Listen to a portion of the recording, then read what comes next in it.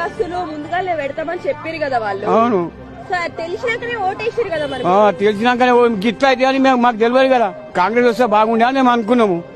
వచ్చింది Congress, free bus పెట్టారు, పొట్ట మీద మన్ను కొట్టారు. ఫ్రీ బస్ తీసేయాలి అయితే మాకు ఏమన్నా ఇల్లు నడుస్తుంది. మంది మాటలు పట్టుకొని మారమానం పోతే మళ్ళీ చివరికి గెలిగాలిపోయిందంటే అవుతుంది. ఉన్నది పోతుంది, ఉంచుకున్నది పోతుంది. రాబందుల రాజ్యంలో రాకాసుల మూకల్లో ఎలా ఎలా ఏడ బతకగలవమ్మా, ఎగిరిపోవేయాడికైన కోయిలమ్మా, ఎలా ఎలా ఏడ బతకగలవమ్మా.